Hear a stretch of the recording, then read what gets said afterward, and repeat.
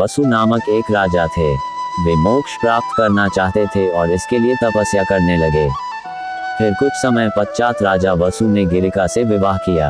अपनी पत्नी के साथ समागम से पहले ही राज्य के एक दूर के हिस्से पर जंगली जानवरों ने हमला कर दिया। राजा को उनका शिकार करने के लिए अचानक जंगल में जाना पड़ा। दूर होते हुए भी उनका मन गिरिका के विचारों से भरा हुआ था। जैसे वे पत्नी के साथ अपने समागम की कल्पना करते गए, वैसे ही उनका वीर्य बाहर आ गया। राजा ने ये सोचकर कि मेरा ये वीर्य और गिरिका का ऋतुकाल व्यर्थ न हो, उसे एक पत्ते पर एकत्रित कर लिया। इसके बाद राजा उपरिचर ने अपने वीर्य को पुत्रोत्पत्तिकारक मंत्रों से अभिमंत्रित कर दिया। राजा ने उस वीर्य को एक पक्षी बाज से अपनी पत्नी गिरिका तक पहुंचाने के लिए कहा। जब वह पक्षी रानी गिरिका के पास जा रहा था, तभी रास्ते में एक दूसरे पक्षी ने उस पर हमला कर दिया, जिससे राजा उपरिचर का वीर्य यमुना नदी में गिर गया। उस नदी में अद्री नाम की एक अप्सरा शाप के कारण मछली रूप में रहती थी। उसने वह वीर्य निगल लिया। उसके प्रभाव से वह गर्भवती हो गई। गर्भ पूर्ण होने पर एक निषाद ने उस मछली को अपने जाल में फंसा लिया। मछुआरों ने जब उस मछली का पेट चीरा तो उसमें से एक नवजात लड़की व एक लड़का निकला। मछुआरों ने ये बात जाकर राज उपरिचर को बताई। राजा ने उनमें से लड़के को अपना लिया। उस नवजात लड़की के शरीर के मछली की गंध आती थी, इसलिए राजा ने उसे केवट को सौंप दिया और कहा कि ये तेरी पुत्री होकर रहे। ये कन्या आगे जाकर सत्यवती के रूप में प्रसिद्ध हुई। एक बार ऋषि पराशर यमुना पार करने के लिए सत्यवती की नाव में सवार हुए। नाव को सत्यवती चला रही थी। उसके रूप को देखकर ऋषि मोहित हो गए। ऋषि पराशर ने सत्यवती के सामने सहवास का प्रस्ताव रख दिया।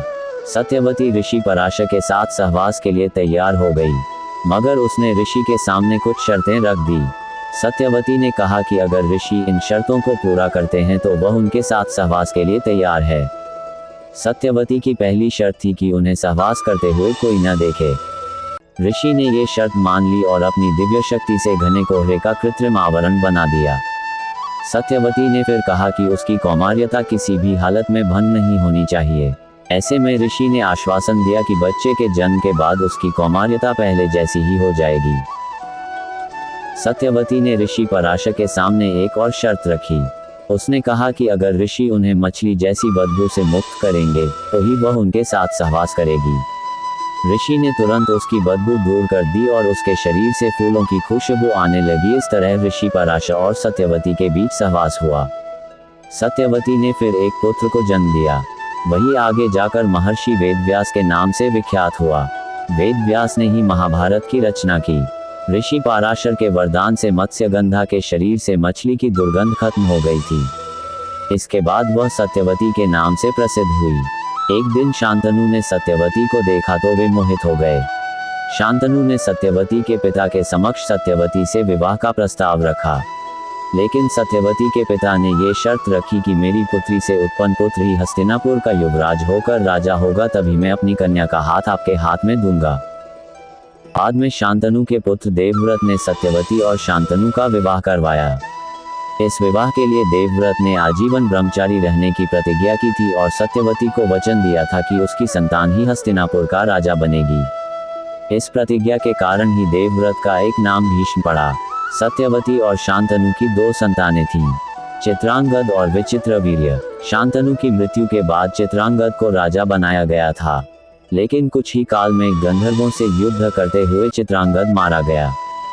चित्रांगद की मृत्यु के बाद विचित्रवीर्य राजा बना।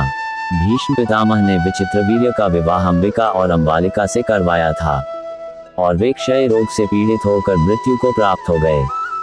विचित्रवीर्य की मृत्यु के बाद सत्यवती ने अपने पुत्र वेदव्यास को बुलाया। विचित्रवीर्य की कोई संतान नहीं थी। तब वेदव्यास की कृपा से अंबिका और अंबालिका ने धृतराष्ट्र और पांडु को जन्म दिया। एक दासी से विदुर का जन्म हुआ। मेरी यह जानकारी आपको अच्छी लगी हो तो मेरे चैनल को सब्सक्राइब करें, वीडियो को लाइक करें और कमेंट करें। धन्यवाद। राधे राधे।